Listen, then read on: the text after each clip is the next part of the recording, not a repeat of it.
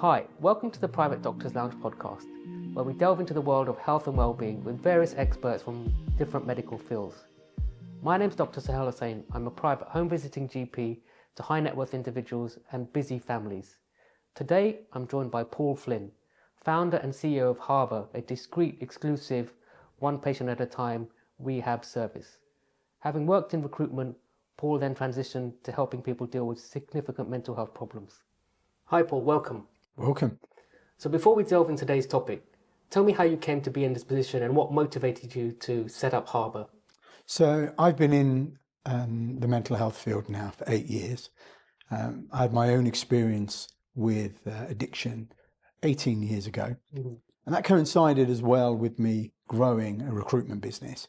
So I was aware of the pressures of managing a business, how to grow in family, but also really trying to get access to the very best mental health care. It was very, very challenging for me.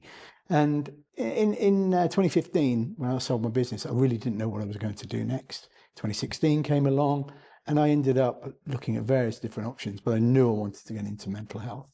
And it's metamorphosized really into Harbour 8 years along. And, it's been the most rewarding experience of my life. And what was the issues that you had with addiction? I got into recruitment in 1998. And I would say I was always a man that enjoyed a drink and I enjoyed drugs as well. And as time went on, it was quite clear to me that to help, manage the stress of my job and my life, my coping mechanism was alcohol and at times cocaine as well. And it just became too dark. And I got to that place where I just couldn't control it anymore. And I was alone. I didn't really know where to turn. And, that was very much what my problem was. It was a very lonely, very isolated experience. But outwardly, Yes. I was gregarious. I was a leader.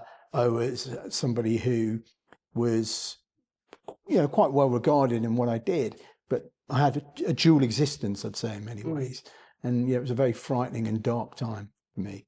Yeah, so I think actually that leads on next well to what we're going to discuss. So are there certain characteristics and traits that very successful people, high net worth individuals, that predispose them to engage in such behaviours? Ultra high net worth individuals is a social construct. Yes. And we try and reframe it sometimes. People of prominence, people from wealthy backgrounds, people from privilege. And it can be quite complicated to kind of navigate through that. The reality is we're all different. We're unique, right to that. You'll know better than I do as the doctor, down to the cellular level. Yeah. And I think when I look back now on my own experiences of working in business, but also from the numerous people that we've treated, there are similar characteristics, but you know what, there are also different experiences people go through. And when people talk particularly about whether it's addiction, and we don't just do addiction, we work with people who have got no addictive patterns of behaviour, and it's primarily a mental health, often neurodiversity type situation. There's a lot of different things going on, but you can often see things like attachment issues, you can see trauma, you can see some level of genetic predisposition, but equally so you might find people who are incredibly successful. They've been academically top of the class, they've thrived everywhere they've gone, but it's not enough. And sometimes it can be that lack of fulfillment and that void that constantly needs to be filled. And sometimes it's filled for a period of time, and that might be with the next business deal or with the next property or the next partner. It can be a range of different things, but sometimes it needs to be filled with something else. And that might be compulsive behaviours with sex and gambling, or it can be with drug use or an alcohol use. So we see a range of different presentations, but there are some similarities and patterns of presentation, I'd say. So actually moving on from that, would you say then these individuals are prone to certain types of behaviour? So whether it's drug and alcohol or process addiction, gambling, sex or pornography, are there particular elements of these behaviours that they exhibit more, or can it be the wide spectrum? It can be a wide spectrum. I think that's the best way to describe it. So, when we look at Often people, what is a typical harbour patient? It doesn't exist. What we have is personas that we look at and archetypes, and we might try to frame a persona in someone from particular countries, but the reality is people present with different issues at different times about different things. And very often what you can see is it could be somebody who is a principal at a private equity company, or it could be somebody who's a partner at a bank, but equally so it could be somebody who is an entrepreneur. And often what we can see is when there's a sense that they're losing some of their focus or their purpose, then problems can come about. So we've had people who've sold their businesses, their identity has been wrapped up in being the leader, being the go-to man or woman. As soon as that's challenged, then what are they? And they have an existential crisis.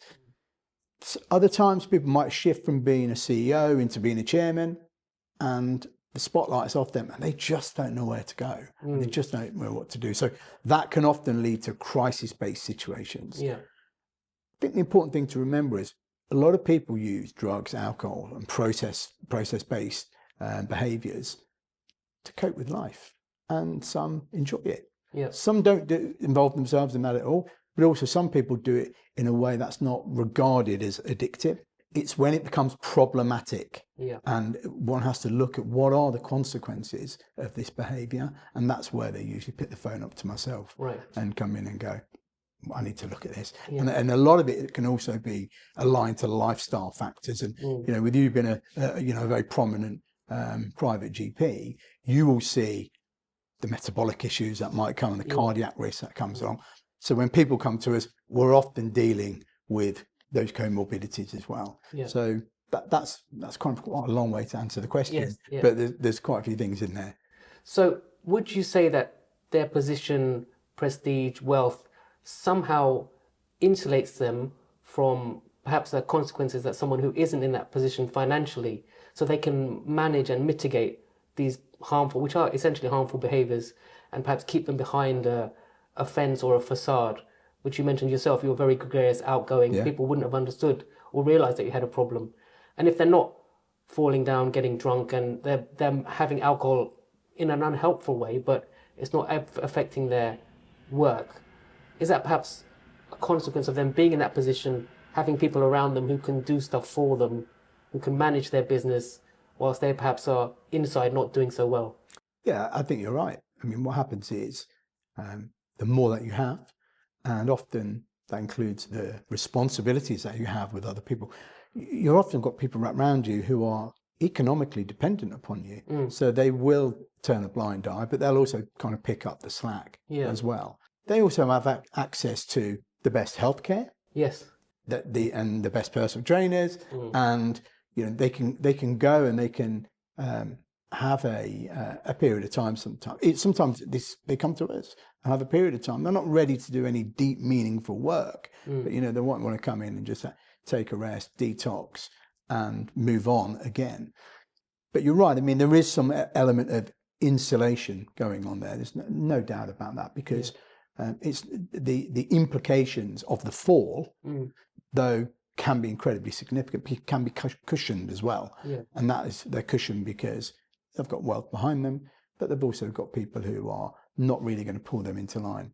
And that can sometimes have a moderating effect, from my experience. So actually, extending from that, when their employees or their colleagues or their family, their spouse, notice these behaviours, is there a way that they can approach them in a diplomatic manner, non-confrontational way? What sort of techniques or tips would you suggest for their colleagues or even their family to say, you know what, I think there's something here, you need to look at it? So this question gets asked every day. Who knows their loved one better than them? That's the reality. They would know how to approach them. And very often I've had a conversation about it. But what I've found is often people don't necessarily have a level of insight around what is going on, or the affected individual. Yes. The affected individual. I haven't got that level of insight. So you've got to be really careful, because what you can end up doing is kind of missing that opportunity at a later date. And I get asked to go in and speak to families first about situations. And you'll have heard of interventions, and interventions is something certainly very, very prominent in the States. They happen here. There are some people who I'd say are specialised in interventions. From my perspective, we have a much more personalised approach. We try and look at what the family system, what's that family system like? What is the relationship patterns like? And how would this person respond to an approach and a conversation about what's going on? And often you've got to take it on a light-by-light basis, because you're looking at often people who have got a certain type of personality. And you've got to tread very carefully, but you've got to make sure that you can spot the opportunity when it comes along. And sometimes what we've got to do, we work with families at times for years, so long, to make sure that they've got the skills first to be able to adapt to this environment, because it's got consequences for them, but also to know where to turn when the opportunity arises. And I've had many calls on weekends, and go, look, this has happened, we've been waiting, we think now's a good time, he'd be open, or she would be open to a conversation. And I'll go in, cards on the table, very empathetic, but we're not, we don't go for, and I'm not saying it doesn't work, but we don't go for the bringing everyone in, everyone reading letters, everybody, your suitcase is packed over there and you're off. We don't do that. Okay. And I'm not saying it's wrong, others do it, but it doesn't work for us. What we do is we have a much more a non-coercive approach, because what we say, if they don't want to come, don't come. Others will take you. Come and talk to us. And what you've got to do is you've often got to take the heat out of the situation as well. And what you've got to do is be able to connect with them and meet them on their level. And whether you're talking to a head of a major family from Saudi Arabia, or whether you're working with a successful entrepreneur for the north of England who's now a billionaire, it's a different approach. You've got to be able to read the room. And myself, and I've got other people in my team, including psychiatrists, they just know how to do it. And it's that reading of the room. Personally, I'm a recruitment guy from my background. I know people. I've got training in addictions, but I'm not a medical professional. But I do know how to relate to people, and the relational component, that's critical. And sometimes that preparation, or giving time to people who are in the after effects or the aftershock of another person's addiction, is what we spend a lot of our time doing. And it's making sure that they know they've got a safe space to go and talk as well. It's really important. So actually, I think that ties together two things. Number one, I'd like to ask a little bit about your experience without going into detail. And was that what prompted you to set up Harbour? And who are the team members of Harbour? So you mentioned psychiatrists. I'm assuming there's psychologists, personal trainers, nutritionists, these type of people. Maybe you can expand a bit on that. And did you find, because my experience is that people will go into rehab, they'll go away for a month, a couple of months, and then they'll come out, they'll be off whatever substance they were on, but then they're left. And that's where the problems arise. So I think the aftercare, the follow-up is absolutely crucial.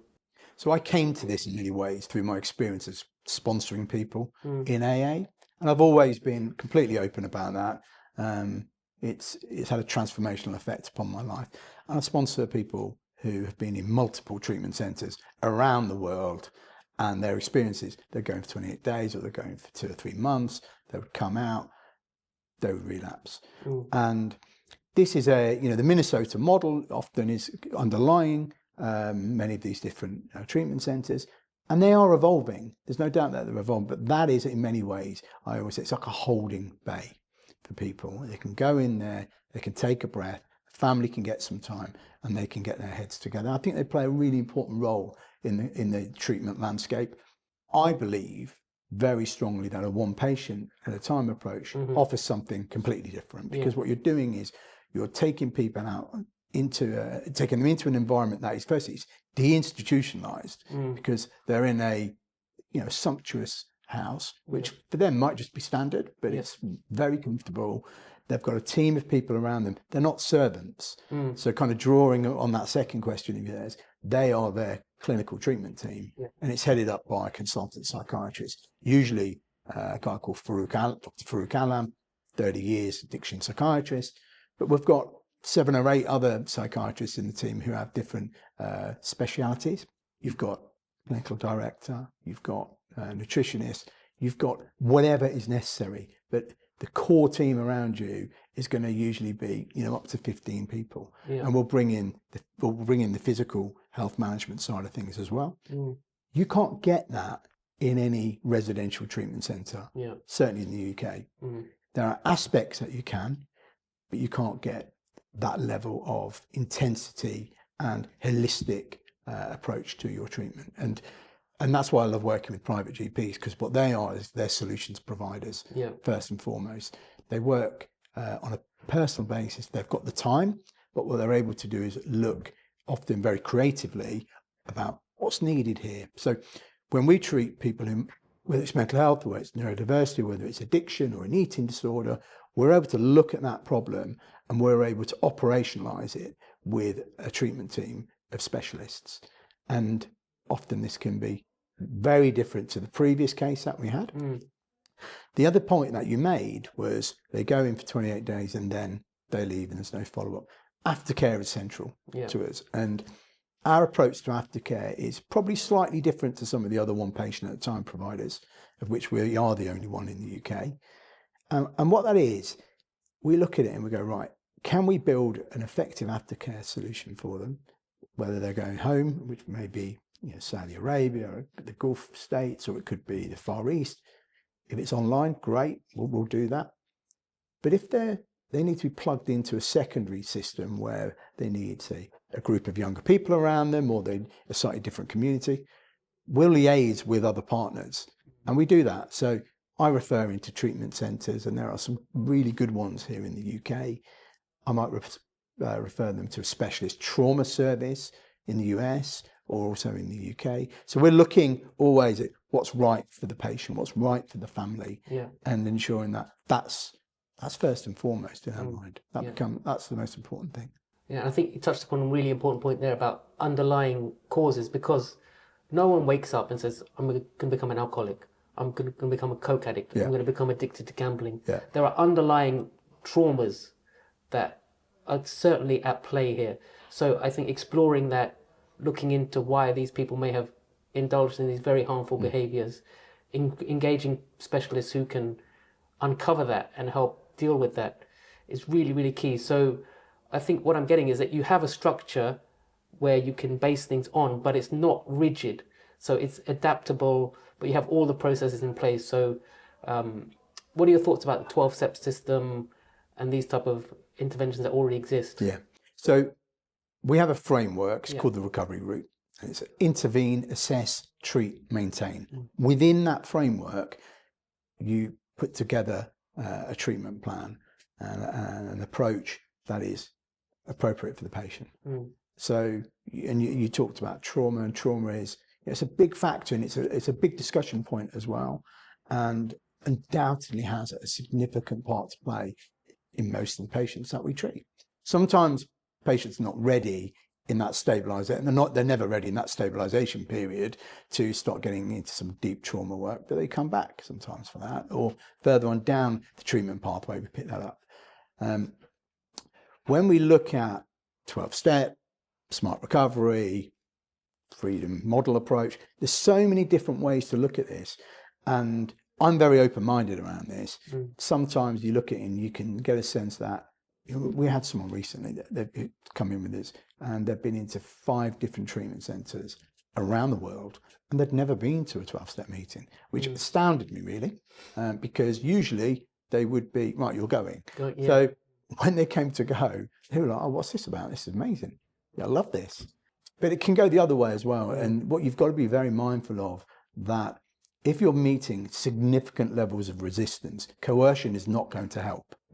The clinical evidence out there demonstrates that. So what you've got to do is you've got to meet people where they're at. But you can't just leave them with nothing. So we're looking at things like positive psychology. We're looking at working with patients' strengths and weaknesses. But essentially, that kind of recovery capital approach of what are you building up for them is essential in many ways to what we do. That's very much, I think, framed towards, addiction. When you're looking at things like how do you work with people who might have autism, or you're working with people who have got ADHD. Some people might use particular drugs, but they might not identify as an addict. And one has to be mindful of that label. And I think this is something that's really certainly coming out of the US around labeling. Sometimes it can be harmless, there's no doubt about that. And we're increasingly cautious about that kind of narrative. So what we do is we try and work with them and try and get a sense of where they're at. Sometimes what you've got people who might have been in crisis, might have had a bereavement, might have had a significant catalyst in their life, something may have happened. And for a period of time, their answer was a very powerful medication, sometimes being prescribed to them.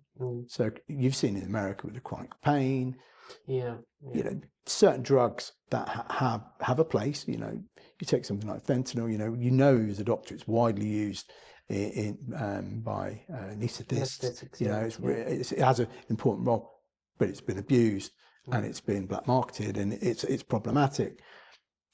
So we get patients who will become dependent. When they break that dependency and they work on some of the other stuff that's been going on, do they need to go to 12-step meetings every day? That's their decision at the end of the day, because what we're trying to do is we're trying to build autonomy into their life and encourage them. We can't answer that for them. That's a decision they need to make. But what we do is we create the environment that they can feel safe in having conversations with us. And we're not going to judge them, because it's not our decision to make. And that's really what we've found is in the feedback that we've got from our patients. They like that. They like the warmth and they like the safety component of that particular type of treatment. And that's very much at the heart of what we do. Yeah. And you mentioned neurodiversity and ADHD. We're seeing more and more people being diagnosed. I'm having patients coming up to me and say, you know what, doctor, I've been having these symptoms and I think I've got ADHD. So I'll do the physical workup for them and then refer them on to psychiatry. Is there, do you think, a correlation and a connection between neurodiversity, ADHD and addictive behaviours? So that is a very relevant question at the moment, no doubt about that. I'd say certainly behind the shift in name change for us to Harbour was to create that kind of safe container for people, but because very often people are inquiring, look, this is what's going on with my life. I'm exhausted, but then I'm elated, and I need to, I'm fixing on a certain medication, and often, you might see people who are using cocaine, and what it's doing is it's providing a coping mechanism often for what is their ADHD.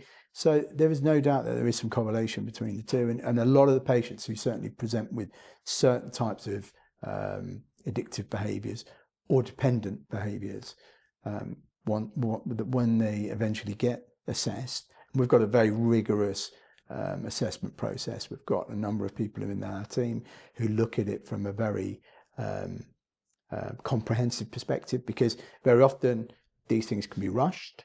Very often they don't have context to them, which is really dangerous. And you're also working with people who have been dependent on stimulants. And if you're going to be prescribing a stimulant, then you've got to make sure that you get a period of stabilisation. So there's protocols in place that the medical team manage.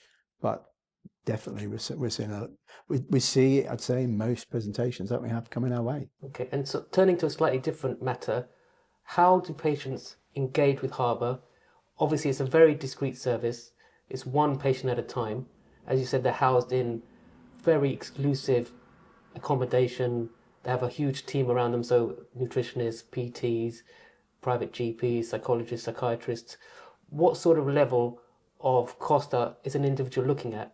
And does that then mean we are precluding those who clearly need help but can't afford it? So the last point about precluding people who cannot help, can't afford it, I always say anyone who calls me is going to get my help. Yeah. Right, it's really important. One of the things about being able to charge what we charge is, I've got some time. I put some time available to help people, and whether this is simply signposting people to other providers, and often they are private providers as well. So again, does that cover off those who may not be working, but also being able to signpost to other providers? The reality, certainly in the UK, the provision of support is completely woeful. Yeah. And we had an initiative as a company to invest in the family drug and alcohol courts, which was a significant investment on our behalf. But the important thing is that system's broken and it needs fixing, and it's completely wrong the way it's been done. And part of that problem in many ways is the fact that addiction is separated from mental health. And you'll know in primary care that that's the reality. And hopefully in time that won't be the case, because there's a significant stigma attached to addiction, where there's a lot more empathy around people's situations quite rightly regarding mental health. And no doubt that needs to be looked at very closely. Going back to what's the cost of the service, what does that look like? We start at £49,995 a week. And that is for what I would call the more lower acuity type of cases, where there won't be a need for a nurse. That might be where you might not even necessarily have an addictive component to the presentation. It might be depression, treatment-resistant depression, anxiety, burnout. It could be a range of different issues. And then it goes £65,000 a week. And what you get from that is you've got 24/7 care, medical. I think that's the important thing to always remember. And what that looks like is there'll always be a nurse there. They'll usually either be a GP or a psychiatrist visiting daily to spend, at least an hour with you. And that whole holistic perspective, it's a menu of services. That's what I would say. So sometimes what we'll do is people will go through a very comprehensive health screen, particularly if they've not been looking after themselves. And off the back of that, then we can make recommendations. And our approach will speak to that as well. And some of it can be people might be changing medication. It might be wearing a Whoop. It might be a whole, some lifestyle factors are absolutely critical. The reality is a lot of this can't be picked up in a 28-day multi-bed rehab facility, although many of them have great programs. The reality is we can, because it's one-to-one, it's your program. We're talking about, we have a great saying, everything we do is centered around you. And we really like that, because that's a reality. And what that will put you in, a 4 or 5 bedroom house in the middle of Kensington, discreetly, and it will seem to the kind of normal observer that this is somebody who's in London on holiday. And that is really important. The deinstitutionalization of the treatment approach is critical. Now, I can't give you a beach. I can't give you a jungle. I can't put you in the mountains like the other providers in this space can. I can put you in the best city, arguably still, in Europe, or certainly in the Northern Hemisphere.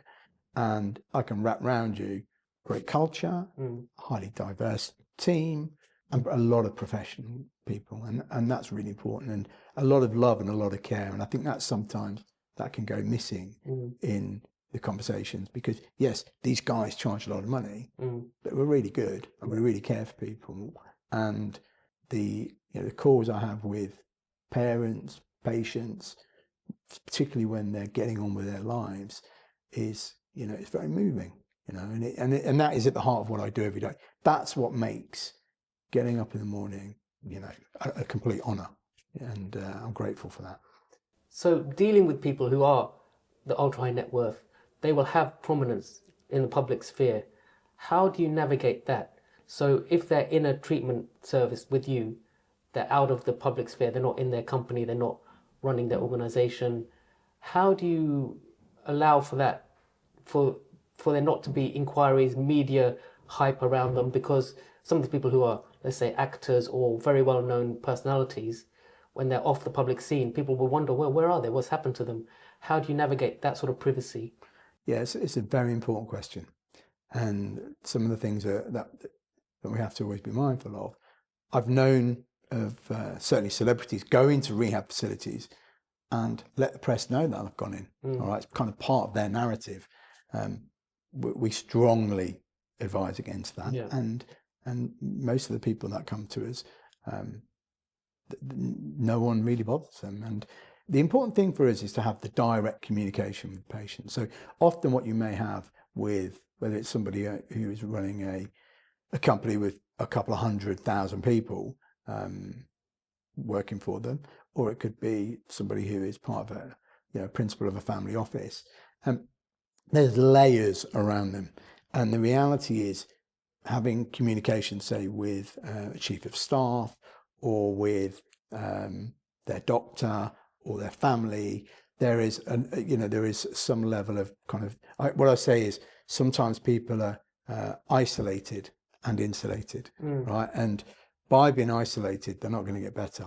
But that insulation layer can actually cause major problems and challenges to them getting better. So we have to peel back the layers. Yeah. So we have that very direct communication. It's doctor, patient, or clinical director, patient, founder, patient. And what we'll do is we will very clearly understand what the dynamics are like. And sometimes we've had cases where we'll go, no, this isn't going to work for us because we can't have a chief of staff sitting in the therapy room with us. Confidential. Yeah. It's just not going to work. And I know that there'll be other providers who will go with that. But listen, we know what we're about, and we've been going long enough, and we've got the integrity to go. And this is how it is. And we're strong enough. And sometimes you have to make sure you're comfortable speaking truth to power. In other instances, I've heard stories of people being in facilities where the team are worried that the patient will leave and the company will lose the money. But the reality is that's not the clinical team and the team taking care. Their job is to care. That's it. Care and help. Make sure the patient is getting better. My job is to make sure that all that commercial stuff with my team is kind of taken off to the side and the heat is taken out of it. But what you've got to make sure that whoever comes in there working with you, the boundaries are clear. That's the most important thing. And if you can do, that's fine. I think in the UK, I think if you look back, there was a case many years ago regarding Naomi Campbell that ended up in court. And I think that played quite an important role actually with regards to privacy, and particularly when people are participating in attendance at things like meetings. But we've never experienced any challenges today. You can't ever make any guarantees. But anyone who does, no one can guarantee complete privacy. It's just nonsense. Yeah. But we have incredibly high levels of privacy, and we also have on speed dial a very significant number of reputation lawyers to make sure that things would be very, very well managed very quickly. Yeah. You've got to be like that. Yeah, yeah. And again, in sort of relation to that, do you think it's better for the family to be part of the recovery process or to be slightly, maybe one step removed? One of the most significant people in the UK addiction industry of the last 40 years is Dr. Robert Lefevre. And when I first met him, I had a number of questions that I wanted to give to him, and he spent some time answering them. And one of the things he said, Paul, the family have two really important things to do: love and pay.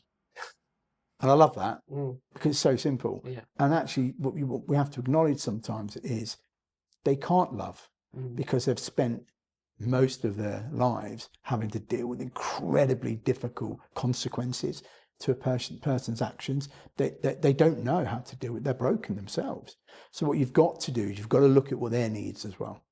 But also, you've got to look at what the dynamic's like. And everyone is different. If you're working with somebody who is part of a dynastic, wealthy family, and they are economically dependent or controlled by their trust, for instance, then that's they're going to have a very different relationship with their mother or father than somebody who goes home and eats at the dining table with them every night. So again, it's a case by case basis. It's not a homogenous group of people that you're dealing with.